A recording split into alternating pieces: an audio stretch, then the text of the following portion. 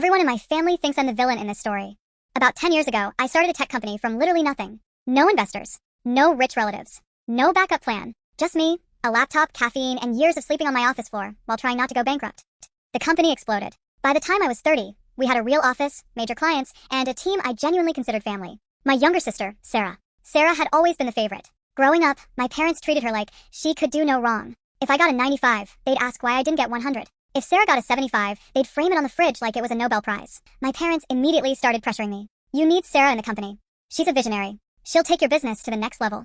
Against my better judgment, I agreed. At first, things were fine. She was charismatic, confident, knew all the corporate buzzwords. Then small things started happening. Meetings I wasn't invited to. Decisions being made without me. Employees suddenly saying things like, Sarah thinks we should go in a different direction. Not we. Not the company. Sarah. Then one of my senior managers accidentally forwarded me an email thread. That's when I realized what was happening. Sarah had been privately pitching herself to my leadership team as the future CEO of my company. My company. The one I built from scratch while she was still in college posting beach pictures and complaining about exams. But the worst part? My parents knew. Not only did they know, they were helping her. A week later, we had a family dinner at my parents' house. Everything seemed normal until my dad put down his fork and casually said, We've been discussing the future of the business. And my stomach instantly dropped. Then my dad says, We think it's time you stepped aside and let Sarah lead the company. My own family had spent months planning to push me out of the company I sacrificed a decade of my life for. Sarah hit me with, Don't make this emotional. It's just business.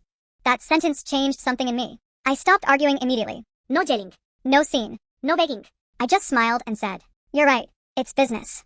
And from that moment on, I started planning my revenge. See, Sarah thought she understood the company because she walked into the shiny finished version. But she had no idea how the machine actually worked. I did. Over the next few months, I quietly began moving. I contacted our biggest clients privately. Every single one chose to stay with me. Then I approached my top employees, the people who actually kept the company running. Most of them agreed to leave too. I created a new company behind the scenes and transferred everything valuable I legally could. And I did it so quietly that Sarah and my parents had absolutely no clue. Then came the best day of my life. Sarah scheduled this huge meeting where she was apparently going to announce the new leadership structure. Before she could even start her little speech, I stood up and handed everyone my resignation letter. The room went silent. Then I said, By the way, my new company launches Monday. You could literally see the color leave Sarah's face. My dad started panicking. My mom kept asking, What do you mean new company? And then the rail bomb dropped. Most of the senior staff had already resigned. Our biggest clients had already signed with me. And the old company? It was basically an empty shell. Then I dropped the line. Don't make this emotional. It's just business.